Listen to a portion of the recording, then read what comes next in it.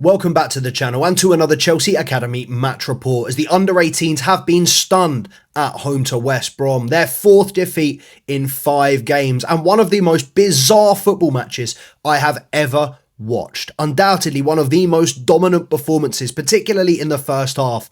That might be up there with the most dominant 45 minutes of football I have ever seen. But Chelsea, for once, have nothing to show for it, losing 1-0 at home, which puts their position at the top of the table in a little bit of a precarious spot after being unbeaten until February this season. We have now lost 4 of our last 5 games.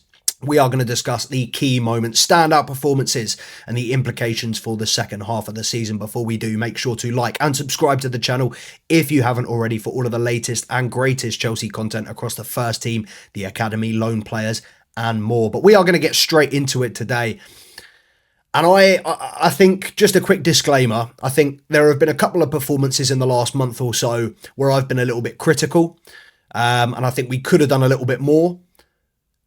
I don't really think you can say that today. I don't really know what more Chelsea could have done. That was, as I said, the most dominant 45 minutes that first half, in which Chelsea hit the woodwork twice, had the ball cleared off the line twice. The West Brom keeper made countless fantastic saves. West Brom defenders. And you know what? I think you've got to give West Brom credit today. Because a team, not doing particularly well in the bottom half of the table, not picked up that many points, but they defended fantastically today. They did their job superbly. And a lot of times, I think, you watch this Chelsea side against teams like Man City, Arsenal, Crystal Palace, Tottenham, the better academies, the more attacking academies. And I think it's very high tempo. It's very end-to-end. Chelsea didn't really have a lot to do defensively today. It was a very different beast. It was a very different challenge. And I think in terms of breaking West Brom down, it's difficult because I don't think we did that bad. I can't have too many complaints. And I think in terms of the chances created, there were probably, 100% it was double figures for shots on target, probably double figures for corners, probably 70% at least for possession. I don't think there was an area of the game that Chelsea did not dominate, that Chelsea did not control. There were very few periods, very few passages of play in which Chelsea weren't 100% confident. And a lot of that came from the back. I thought today, Captain Tayo Subuloye, I'm a huge fan. I think he had a fantastic game today. He looked so cool, calm, collected at the back. Both him and Dante Waite, fantastic centre-halves. And I think he was brilliant today. He could have had a hat-trick in the first half. One cleared off the line, another fantastic save by the keeper, one block. It was one of those where, Sir Alex Ferguson once said, over the course of a season, you make your own luck, you win some, you lose some. I think today was the culmination of half a season or 19 games worth of luck for West Brom today. How that ball did not hit the back of the net, I do not understand. And it did get to a point in the first half where it wasn't really about squandering opportunities. It did feel like at one point, no matter what we do, no matter what we create, it's just not going to go in the back of the net today. It just wasn't going to happen today. It was like fate was not on our side.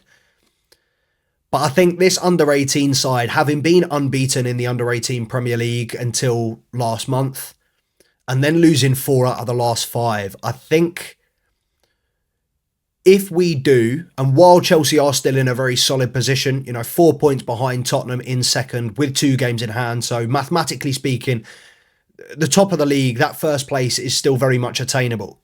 But, lose one of those games in hand. And I think if we don't win the Premier League South at the end of this season, this last month, we will look back on as a month of missed opportunities. And I think less so today because, games against Leeds, games against Fulham in the last month, we have let slip. We have let 2-goal leads slip, big points that we have let drop. I don't really know what more we could have done today. A massive slice of misfortune or massive slice of luck for West Brom, whichever way you look at it for the goal. Chelsea dominating the first half, hitting the woodwork twice, countless opportunities blocked, saved and cleared off the line, all for Yissit Ilal to slice a poorly taken corner into the back of the net. A goal that Norwich didn't deserve, or did deserve. West Brom did deserve, if you give them credit for their defensive display today. I think you do have to give, particularly the West Brom keeper, I think his name was Moses, some phenomenal saves. Really, really good showing from him today. Fantastic display by a lot of those West Brom defenders. I think they were incredibly tight at the back, made it incredibly difficult for Chelsea. As I said, it was a different game, a different challenge to break down a West Brom side that wasn't particularly adventurous, wasn't committing too much forward. I think over the course of 90 minutes, they only had 2 shots on target, didn't really test Hudson Sands in the Chelsea goal. And I think he may be a little bit disappointed, not doing better with the sliced clearance from Yusset Alao in the first half. But to think that, and then one opportunity in the second half, one one-on-one, which the striker missed, I think these Chelsea players will be sitting in the dressing room thinking, I don't really know what more we could have done. And yes, there were a couple of opportunities which maybe could have been taken a little bit more clinical. Chizzy Asamwata hitting the post in the first half and a one-on-one. A poor ball from, I think it was Sol Gordon in the first half when Chizzy Asamwata was through on goal, played it behind him. Look, it was a game of fine margins. How often do we say that in the Premier League at the top level? It was a game of fine margins. And today, Chelsea just weren't able to find that margin. And I think nobody will be more disappointed than the players themselves. Nobody will be more frustrated than the players themselves. And there have been games in the past month or so, there have been times where I've kind of cited the manager change, the unnecessary manager change that I feel has kind of created a little bit of a stir in this youth setup, a little bit of inconsistency, whereby the first 6 months or the first half of the season was incredibly consistent, week in, week out, performance levels, team selection. I think we were, nigh on impossible to beat in that first half of the season. But seeing how this Chelsea side has capitulated in the last month, it does lead me to kind of think, could we have done better there? Could we have lined up differently? I mean, you've got players in the under 18s today, like Landon Emanalo, who are regulars in the under 21s. I think the quality on the pitch there today was more than enough to get the job done. I just think it was one of those games that no matter what we did, no matter how many times we tested that goalkeeper, it just was not going into the back of the net, which is probably even more tough to take because you turn around and go, what more could you done? I don't really know. But incredibly frustrating one for the Chelsea youngsters to take, particularly given, like I said, their form in the last month. They would have been looking at today as a great opportunity to get back on track, to get the momentum rolling again. As it stands, that 4-point gap is looking a little bit more precarious after today. Because, Chelsea lose one of those 2 games in hand and all of a sudden Tottenham are clear on top of the league. And like I said, I think this last month, a big month of missed opportunities, but today is one that I think Chelsea fans, Chelsea players, the Chelsea manager, Hogan's going to have to get his head around it.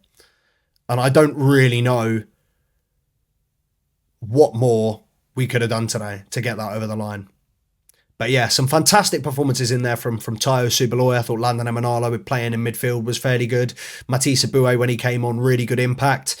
Obviously, no inclusion for Ryan Kavuma-McQueen or Jesse Derry. Jesse Derry, I know he plays for the under-21s, but both eligible for the under-18s. And I would suggest that they may be included in the squad tonight on the bench, potentially alongside Shin Mayuka and Reggie Walsh. If you're watching this, I mean, look, you heard it here first.